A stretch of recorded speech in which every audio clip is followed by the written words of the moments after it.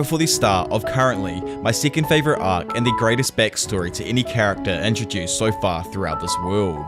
This here is the heartbreaking and tear-jerking, but yet still somehow beautiful Gojo Past arc or hidden inventory arc of Jujutsu Kaisen. Of course, if you are new around here and want to watch other explained content just like this, but for a variety of different series, then make sure you hit that subscribe button and also be sure to leave a like on the video, as it really helps out with that algorithm and pushing my stuff to a bunch of new amazing people. But anyway, enough of that, let's finally get into the world of Jujutsu Kaisen. So as the arc starts off, we find ourselves 12 years earlier in the past with a younger and still voluptuous grade 1 sorcerer Mei, along with a 2nd grade sorcerer Urahime, where they have been tasked to investigate a cursed mansion in Hamamatsu City. Unfortunately, both of them get caught within a barrier that somehow overlaps space itself. The girls deduce this after travelling inside of this mansion for 15 kilometers without seeing any of the markers that they had left behind. Because their walls are so squishy upon impact, Urahime decides that they should split up and move more unpredictably to escape the barrier.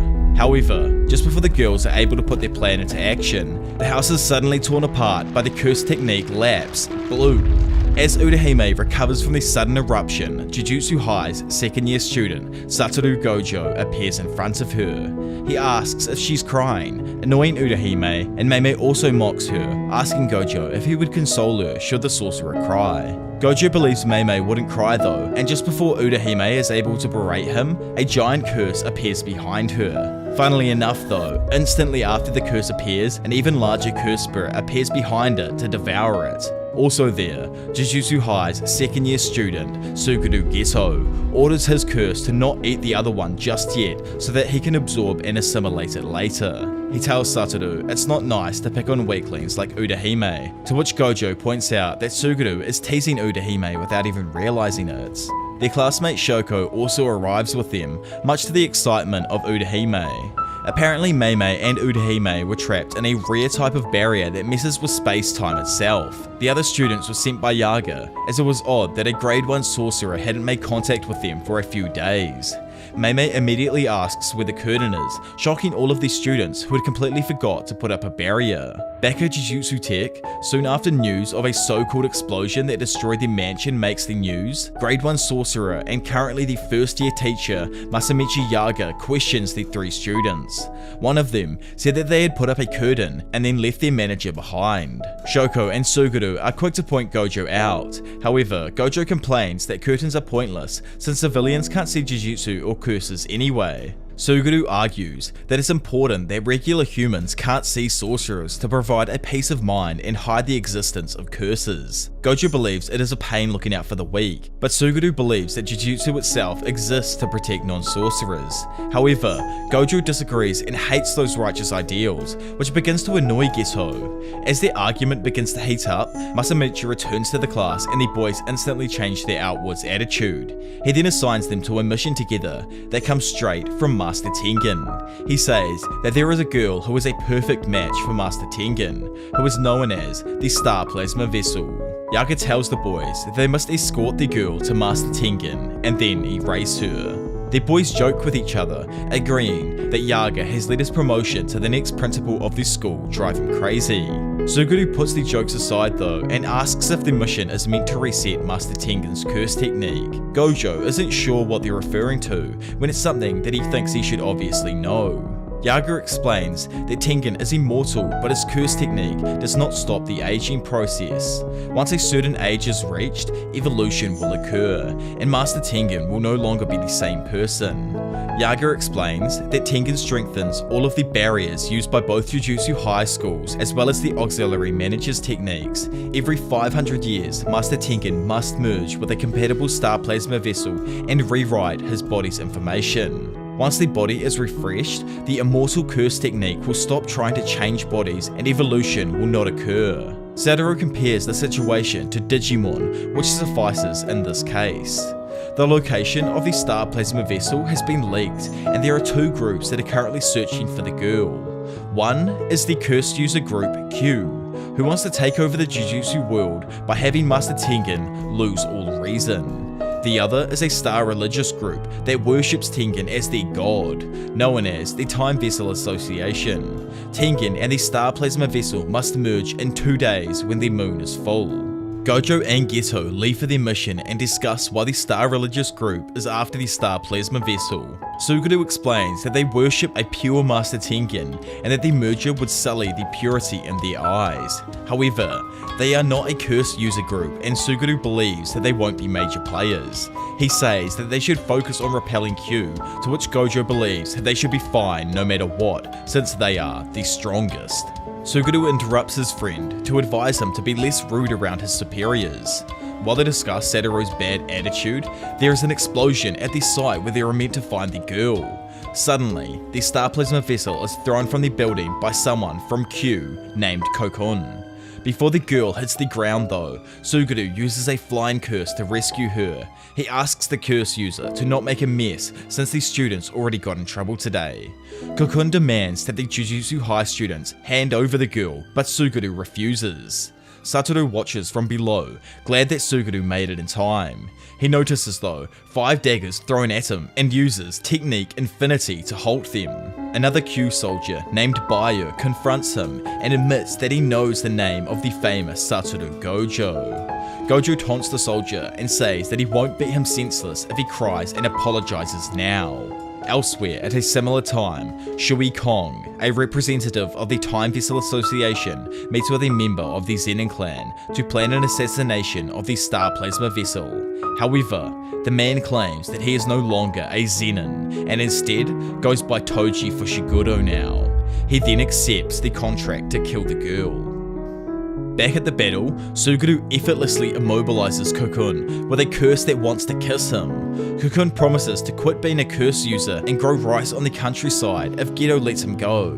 Suguru ignores him further, irritating Kokun, and the Q soldier threatens that Baya, Q's strongest soldier, will come and kill them all. However, Geto soon shows Kokun a picture with Baya defeated on his phone. With Q's strongest soldier defeated, the organization soon disbands. Meanwhile, Kong from the Star Religious Group finds Toji betting on a horse race. Apparently, he used 30 million yen in advance to wear down Gojo and the sorcerers with him. Slightly confused by his actions, the representative needs to bring back a report to his client and remains skeptical of Toji. However, Toji is confident he'll get a return on their money for sure, but he ends up losing some of his bets on the horse races. The representative reminds the sorcerer that he's counting on him, and before he leaves, he asks Toji how Megami is doing. But Toji literally couldn't care less, and he can't even remember who that is at this point. Back with Gojo and Geto, we are finally introduced to Riko, who awakens in Satoru's arms and immediately attacks him. She believes them to be her attackers until her caretaker Misato arrives. All 3 of them then get on the same page and Riko begins to discuss her connection to Master Tengen. In casual fashion though, the 2 boys ignore her and then she realizes that she's currently running late for school. Rather than take her back to Jujutsu High now, Riko ends up back at Renchoku Girls High School due to the orders from Master Tengen. They are told to oblige Riko's requests because she will no longer exist after this merger. It is their mission to allow her to enjoy herself, which Misato is thankful for. Moments later, Suguru checks his surveillance curses and realizes that 2 of them had already been taken out. They both head to find Riko immediately, while at the same time, 2 curse users trespass on the campus. It is revealed that Toji had used a dark website for curse users to place a $30 million bounty on Riko's head, and these men have come to collect that bounty. Toji sits on the phone with Kong while eating at a dumpling stand. He learns that the sorcerers protecting Riko have not returned to Jujutsu High. This is good for the Time Vessel Association, because now, more than just total lunatics will go after the bounty. The representative points out that the 30 million paid to him was a service fee, so if someone else kills the Star Plasma Vessel, Toji may end up losing all of the money.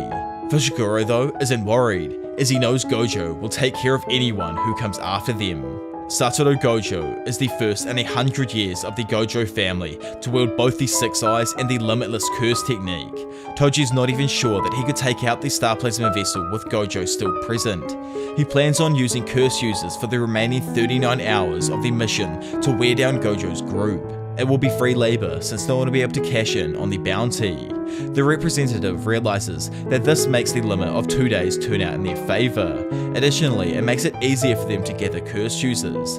Toji says that they are moving faster than he expected and he'll move out soon as well. He tells the rep to have that 30 million ready, but the man wants to talk about his cut, which disinterests Toji. At Renchoku Girls Junior High, Satoru, Suguru, and Masato move to find Riko, who is at a musical class, which is either taking place in the music room or at the chapel. Suguru plans on heading straight for the intruders, while Satoru and Masato split up to find Riko. Gojo is irritated because he wanted to stay close to the girl. Masato apologizes as Riko didn't want to be seen with boys at an all-girls school. Suguru splits off on his own, wondering who these curse users could be with. Without Q around, hired muscle for the Time Vessel Association could be trouble. Geto makes a turn down a hallway and encounters an old gentleman who immediately covers his front and rear with Shikigami. The curse user recognizes Suguru's uniform and assumes that there are multiple opponents. Geto notices this and understands that his opponent knows what he is doing. His opponent analyzes him as well, recognizing the student's curse technique as some sort of curse manipulation. The old man keeps up his conversation with Suguru while plotting to get in close range. However, Geto tells him to not waste his time and uses his giant worm-like curse to fill the entire hallway.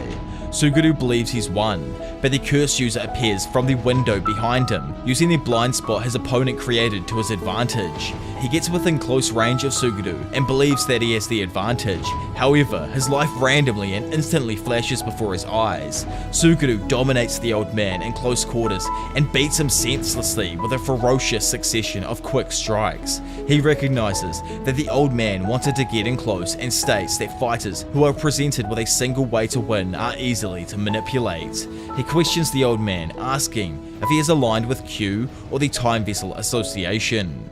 Elsewhere, the others continue to head towards Riko, who is currently in the chapel. Gojo barges into the chapel, yelling for Riko, surprising everyone inside and embarrassing her.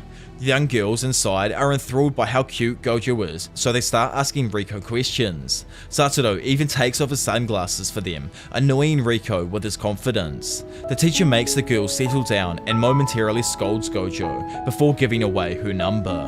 While the girls continue to argue, Satoru grabs Riko and escapes the chapel with her. She's annoyed he didn't follow her request, but he explains to her that curse users have attacked the school. Gojo wants to head straight for Jujutsu High, but as he runs across one of the rooftops with the girl, he is spotted by a curse user. The curse user though doesn't recognize the guy that is with her, but recognizes the girl. Masato confronts the curse user from behind and asks if he is with the Time Vessel Association or Q. They engage in a short scuffle, but it ends shortly after Masato beats up the man by striking him below the belt. Geto arrives shortly after, completely surprised by her strength. Based on the conversation, the paper bag curse user is able to confirm that the girl he saw is the bounty.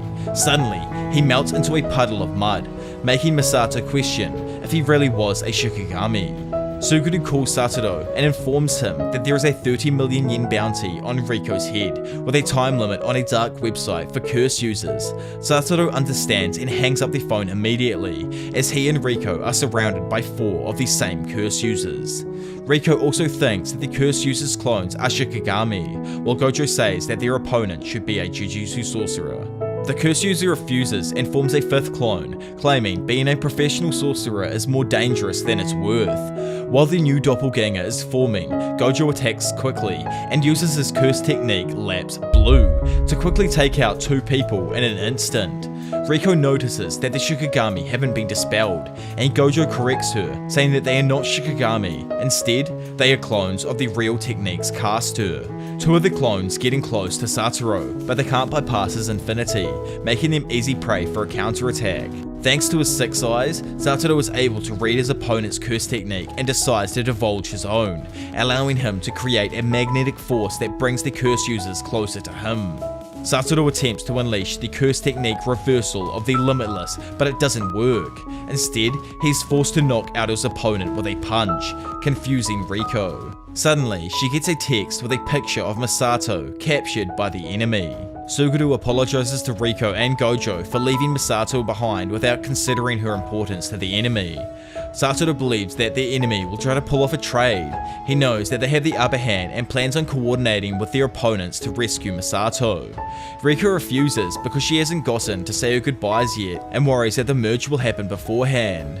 Gojo assumes that the enemy will contact them soon and agrees to bring Riko along as long as she isn't scared or lowers the chances of Misato's survival. The kidnappers demand Onikawa as their meeting spot. Once there, Satoru, Suguru and Riko are able to rescue Misato and apprehend the kidnappers. At the beach, Misato apologizes for being captured by a non-sorcerer member of the Time Vessel Association. Suguru shares blame with her and explains that they were able to travel safely on a plane aided by their abilities. They wonder why Onikawa was chosen as their meeting spot, and Misato suggests that maybe it's so that they could attack the airport. However, it is explained that Jujutsu High took precautions by sending in the other first years first, Yu Hayabata and Kento Nanami, to guard the premises. While both of them are committed to do their duty at the airport, Satoru messes around with Riko and the others at the beach. He decides to leave Onikawa tomorrow instead to avoid interactions with more curse users. However, Suguru is worried that Satoru's curse technique is taxing his body, but Gojo assures Suguru that his presence makes everything okay. Hayabata and Nanami are thrilled to learn that they also have to stay one more day. On the final day of the escort, Riko successfully reaches the foothills of Tokyo Jujutsu High 4 hours after her bounty is lifted. They pass through a number of Tori gates, putting them inside Jujutsu High's barriers. With the mission almost complete, Gojo deactivates his technique. However, as soon as he does, he is also stabbed from behind by Toji Fushiguro. Satoru asks if he knows this man from somewhere, but Toji tells him not to worry about remembering some guy's name. Gojo slightly recognizes Toji because earlier on in life, while still with the Zenin family, Toji once went to see the young Gojo boy. He was a big deal and was the first and last person to notice Toji's presence while standing behind them. Back in reality, Toji had waited until Gojo was worn down to strike, stabbing him from behind in a complete surprise. Satoru forces himself up into the air, and Suguru summons his giant man-eating hookworm curse to devour the sorcerer killer. Suguru rushes to his friend's side, but Gojo assures him that his wound isn't too severe. He reinforced it with curse energy to reduce any further damage. Gojo asks Geto to take Riko to Tengen's place while he takes care of the assassin. He, Riko, and Misato then leave the area as Toji slashes his way out of the giant curse and exorcises it. Toji looks around for the Star Plasma vessel and claims he's getting rusty for not killing Gojo in one blow. Satoru taunts Toji, stating that the bounty has been lifted, but Toji reveals that he is the one who had made the bounty in the first place. He finds it funny how they went to Onikawa, and adds that he had to create an opening with the illusion of goals using the time limit. No sorcerers from Gojo's side were killed, but Toji still managed to get him to deactivate his curse technique. In retaliation, Satoru unleashes his curse technique, Lapse Blue, on Toji, sending him flying using the magnetic field of attraction. However, Toji is fast enough to evade this technique. This makes Satoru realize that Toji has absolutely zero curse energy, meaning he's using nothing but an innate physical prowess to fight. Satoru can't read his moves, but he is able to knock Toji away once he advances. He recognizes that his opponent knows about the limitless technique and likely has a plan. Toji disappears into the nearby buildings, and Satoru can't sense him without cursed energy. He decides to clear the area of all possible blind spots using curse technique Lapse, maximum cursed energy output, Blue. The student believes his enemy may be hiding in the forest and is surprised when a random swarm of flyheads appear. He believes that they have been kept in the same cursed spirit that had been storing Fushiguro's weapons, and Toji's plan might be connected to the cursed tool he took out as well. With his view still blocked by this mock grenade, Gojo plans on using Blue again until he realizes that Toji might have left and gone straight after Riko. Suddenly Toji appears behind him. Satoru notices in time, but his six eyes recognizes the foreign curse energy flowing out of Toji's curse tool. This puts Satoru on the defensive, almost instantly sealing his fate. Toji stabs Satoru through the neck with a special great curse tool, Inverted Spear of Heaven. This item's effect is to force the stoppage of all curse techniques, leaving Gojo completely defenseless. Toji nullifies Satoru's technique and cuts him down with a flurry of slashes in a flash, leaving the young Gojo in a bloody heap, appearing to be dead.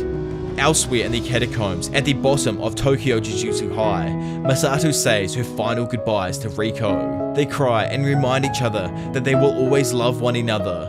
Then, Suguru stands by to complete the escort and shows Riko to the main hall of the Tomb of the Star. Suguru then gives Riko directions to Master Tengen, who is protected by a barrier that only allows those invited inside. However, before she heads off, Geto gives her the option that she can either merge with the Tengen there, or turn back and return home with them. Before the mission began, both Satoru and Suguru had both agreed that they will call the mission off if the Star Plasma vessel didn't agree with the merger. Riko had been alone for most of her life and was different from other people. Her parents had died when she was young, so she believed that she would be okay leaving everyone behind. However, after spending time with everyone on the escort, Riko cries and admits that she wants to stay. Suguru offers to take Riko's hand and take her home, to which she agrees, but sadly, she is shot in the head, dropping to the floor and mortifying Suguru. As Riko's corpse lays on the ground before Geto, Toji reveals himself and states that it is time to wrap things up. Suguru asks Toji why, and Toji informs him that he killed Satoru Gojo. Suguru believes him, and in a fit of anger, brings out two of his strongest curse spirits to fight. As the battle begins, Toji begins explaining that the majority of the barriers protecting Tokyo Jujutsu High are simply hiding it. So long as someone knows their location in advance, they could easily locate the Tomb of the Star and the Cursed Warehouse. Suguru attempts to attack Toji with his Rainbow Dragon, and the assassin fires more rounds at Suguru while he continues talking. Toji manages to avoid Suguru's curse and continues explaining how he managed to infiltrate the school. He swallowed the curse spirit he uses to store his curse tools, allowing him to stay invisible. Suguru interrupts Toji, demanding he stop talking as he knows that revealing certain information can improve his heavenly restriction. What he doesn't know is how he tracked them into the entrance into the tombs. No residuals were left behind, but Toji had used more practical methods of tracking to follow them. His lack of curse energy makes his 5 senses sharpen to their peak, allowing him to detect curse spirits as well. Geto asks about Masato, but Toji isn't even sure if she's dead or alive. Rainbow Dragon then attacks, but this time Toji slashes it apart with ease, using his katana-like curse tool. Suguru was shocked by this because his Rainbow Dragon had the hardest skin among all of his curse spirits. Toji isn't impressed by Suguru's technique, but he's suddenly caught inside the second spirit's innate domain. This unwillingly places Toji in a pact that will keep their domain there until the question is answered. The imaginary vengeful spirit asks if she is pretty, but Toji simply replies that she isn't his type.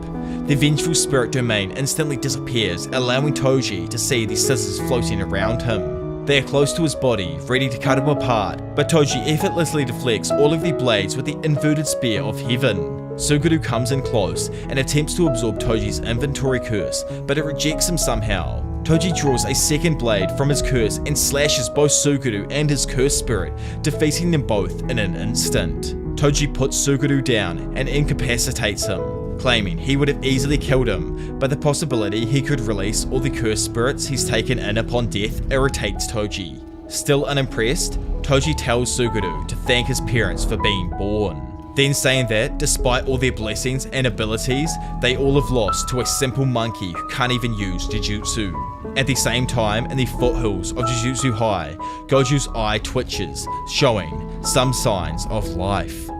At the Time Vessel Association headquarters, House of the Children of the Star, Toji delivers the Star Plasma Vessel's corpse to a direct representative of the Star religious group, Shigeru Tsunoda. He confirms her death and states that they will pay Toji extra for his troubles. He goes on to explain that Master Tengen began spreading Japanese Buddhism in the Nara period and preached what would become the foundation of Jujutsu sorcerers.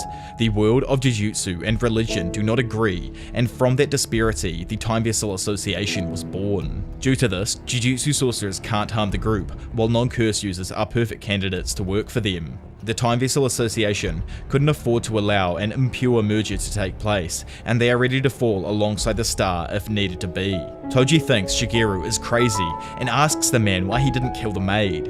Instead of using Misato's death, he created a false sense of security from the rescue, and in turn, this helped Toji. They used a private jet to transport the hostage to Onikawa, which Toji and the middleman both think is hilarious. As the two go to leave, Toji asks him to go out for food with him, but the man jokingly says that he only associates with Toji in business or in hell. As Toji exits the premises, he runs into a restored Satoru Gojo, and is very surprised to see someone he killed not too long ago.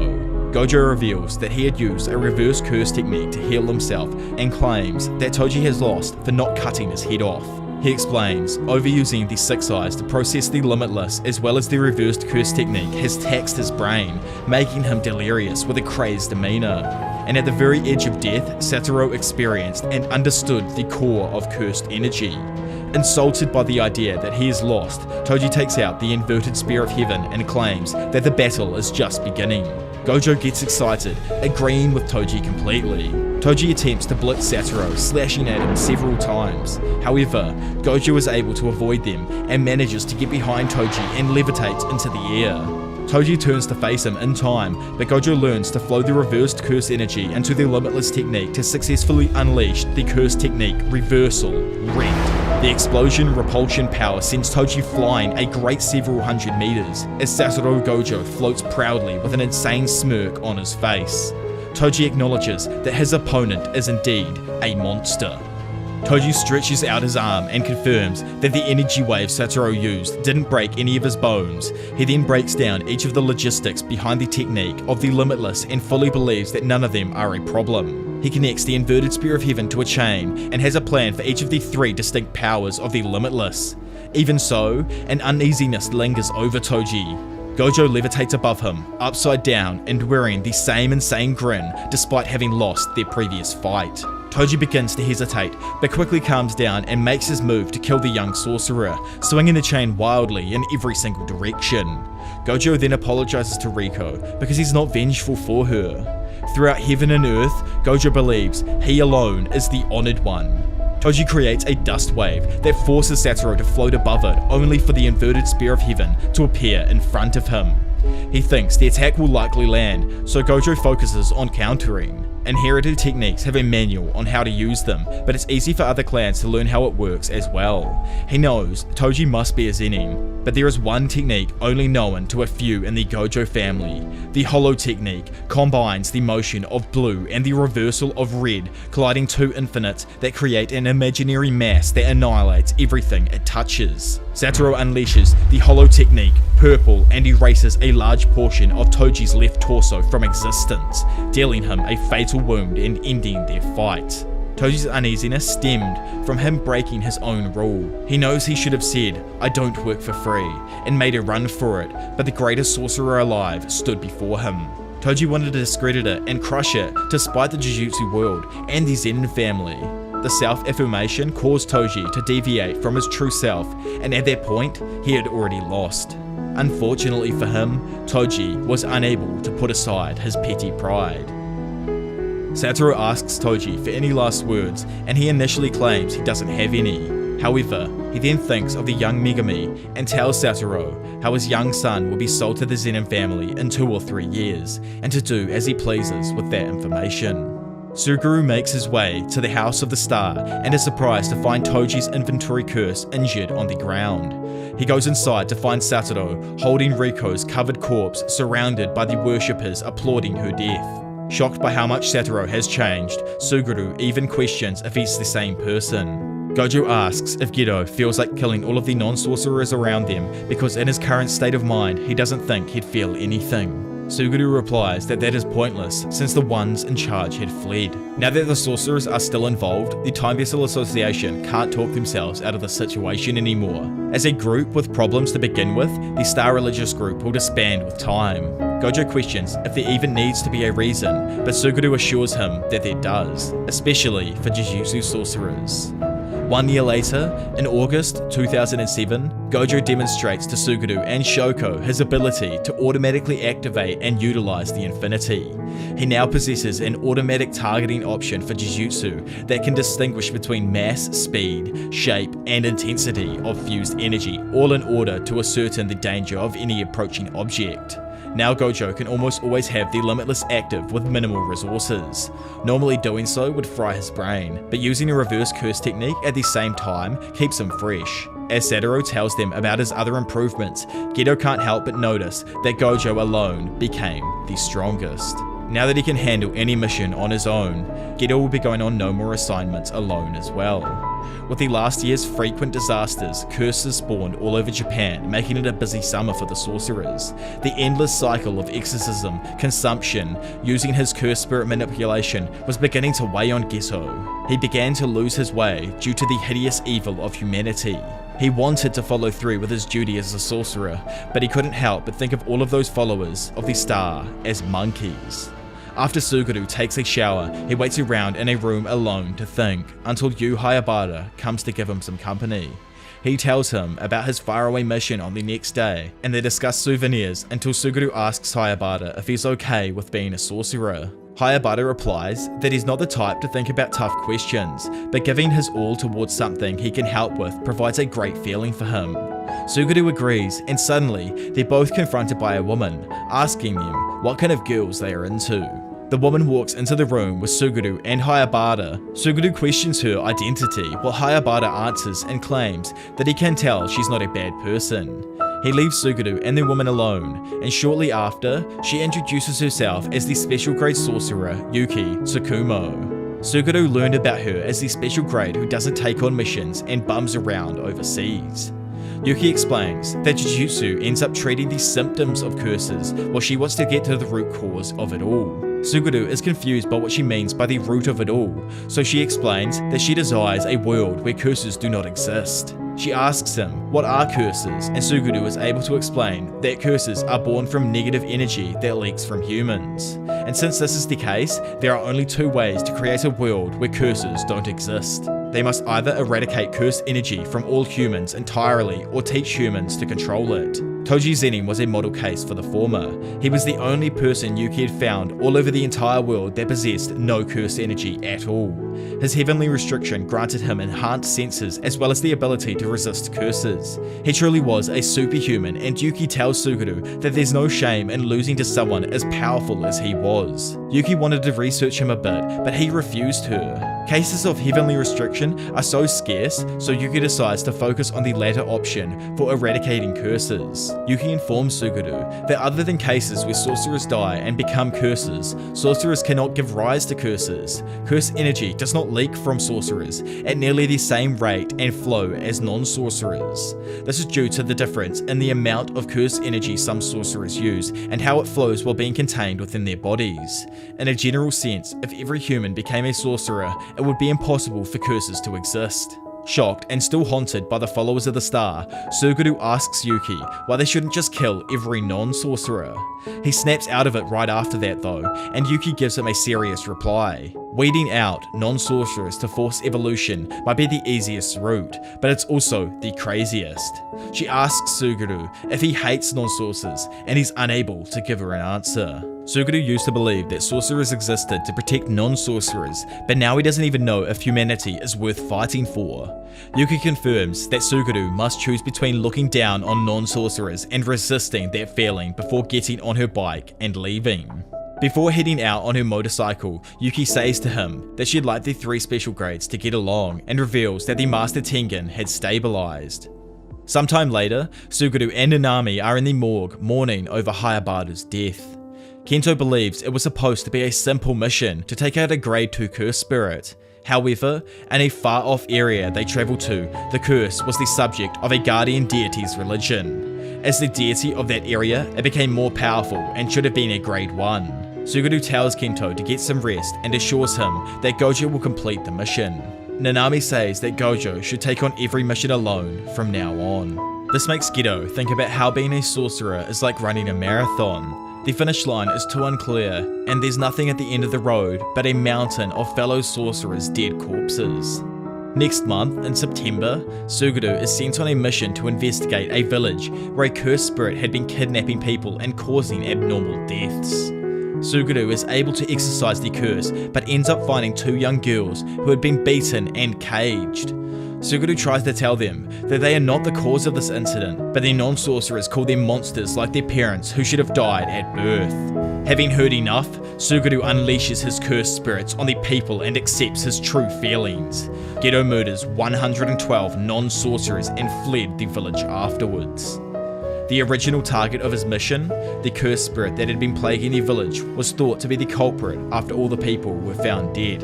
However, further investigation revealed the residuals from Suguru's curse manipulation technique. Masamichi Yaga was tasked with giving Satoru the horrible news surrounding Suguru. Neither of them can make sense of what happened with their misguided ally, making Gojo panic for the first time in his life. Meanwhile, in Shinjuku, Shoko is confronted by Suguru while he is smoking. They have a conversation about the allegations against him with a friendly tone, but Shoko is quick to contact Satoru. Shortly after, Gojo finds Geto walking through the crowd and demands an explanation. Just as he told Shoko, he wants to build a world without curses and non-sorcerers. Not even Suguru's parents were spared, making Gojo question Suguru's morals. Geto believes that there is meaning in all of their deaths, but Gojo claims that his goal is pointless. But again, Suguru believes his friend could do it by himself, so it's not impossible.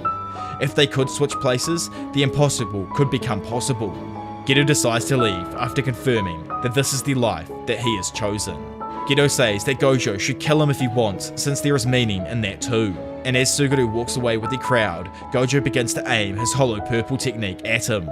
However, Gojo ends up being unable to kill his best friend, allowing Geto to get away. He meets up with Masamichi later and reveals that he was unable to take Suguru out.